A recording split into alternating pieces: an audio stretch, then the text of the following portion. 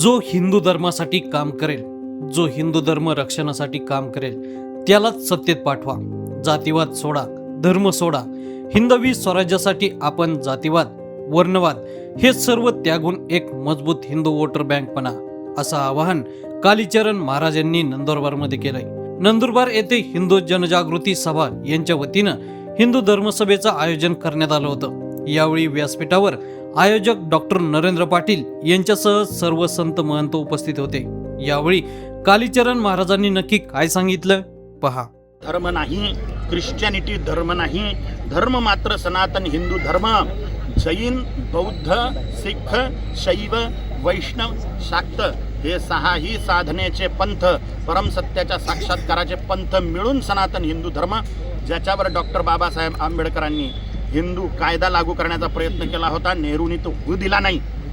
हे सहाही साधना पंथ मिळून सनातन हिंदू धर्म आहेत. आणि जे भारताचे मूळ रहिवासी आहेत, इस्लाम आणि ख्रिश्चॅनिटी भारतातली वस्तू नाही आणि ते धर्मसुद्धा नाही. त्याच्यातून ईश्वराचा साक्षात्कार संभव नाही आहे. इस्लामचं टार्गेट 72 हुर आहे, त्याच्यामुळे इस्लाममधून ईश्वराचा साक्षात्कार संभव नाही. 100% भारतातले मुसलमान हिंदूंचेच मुसलमान झालेले आहेत. त्या सगळ्या मुसलमानांना तुमच्या चॅनलमधून आवाहन करतो की घरवापसी करा, आनंदात राहा. ईश्वराच्या साक्षात्कारासाठी ईश्वराच्या प्राप्तीसाठी सनातन हिंदू धर्माच्या अनुसार साधना करा आणि ईश्वराचा साक्षात्कार करून घ्या.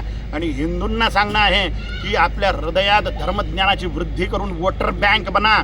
राजनीतीच्या हिंदूकरणाला पर्याय नाही. हिंदूंना सुरक्षित राहायचं असेल तर कट्टर हिंदूवादी राजा लोकांना आपापल्या क्षेत्रातून राजनीतीत पाठवा.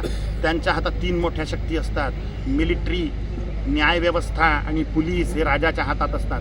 ह्या 3 शक्ती जर हिंदूवादी व्यक्तीच्या हातात असल्या तर हिंदूंचं संरक्षण होईल. म्हणून राजनीतीचं हिंदूकरण करणे आणि हिंदूंना वोटर बँक बनणे याला पर्याय नाही. हिंदूवादी नाहीत ना, ते मुसलमानांसमोर शेपट्या हलवतात. ते मुसलमानांसमोर शेपट्या हलवतात कुत्र्यासारख्या. कारण की मुसलमान वोटर बँक आहे, याच्यात हिंदूंची चूक आहे. कारण की हिंदू वोटर बँक नाही. हिंदू 45% वर वोट करत नाही. मुसलमान 100% वोट करणार आणि ते इस्लामच्या हितासाठी वोट करणार. हिंदू आपल्या सळक्या जातीवादासाठी वोट करणार. हिंदू डाळ तांदळाचा टमाट्याचा भाव कमी करण्यासाठी वोट करणार. हिंदू जेव्हा हिंदू हितासाठी 100% वोटिंग करणार, तेव्हा झख मारून राजा लोकांना हिंदू हिताचे कामं करावे लागतील. हे प्रजेच्या हातात आहे. राजा लोकांना शांतपणे शिकून काही फायदा नाही. प्रजा जर कट्टर हिंदूवादी मतदार संघ बनणार तर राजा लोक झक मारून हिंदू हिताचे कामं करणार. हे हिंदूंनी लक्षात घ्यावं. हिंदूच आहेत बसलेले, पण हिंदूवादी नाहीत ना. हिंदूवादीत नाहीत ना. त्यांना हिंदूवादी तुम्ही प्रजा बनवसाल. वोटर बँक त्यांना हिंदूवादी बनवणार. जर आपण हिंदूवादी वोटर बँक बनलो तर ते कट्टर हिंदूवादी राजा बनणार. श्री नरेंद्रजी पाटील आणि सगळं संत समाज सोबत आहे आणि ह्यांनी सभा घेतली. मी तर प्रवक्ता आहे. यांची मेहनत आहे प्रचंड. यांनी यांच्या आईचं दुःखद निधन झालं असूनही त्यांनी इतक्या हिरिरीने हे आणि यांचं मित्रमंडळ इतकं जोरदार काम करून राहिले. पाटील साहेब अद्भुत कार्य करून राहिलेले आहेत. आणि मी प्रवक्ताच्या रूपानं तुम्हा सगळ्या नंदुरबारकरांना आणि संपूर्ण महाराष्ट्रकरांना एक हात जोडून विनंती करतो आणि धर्मगुरू या नात्यानं धर्मादेशपूर्वक आवाहन करतो की राजनीतीची घृणा मनातून काढून टाका. हिंदू धर्म साम्राज्यासाठी राजनीतीकडे लक्ष द्या. जो हिंदू हिताची गोष्ट करत असेल त्यालाच मतदान करून सत्तेत पाठवा.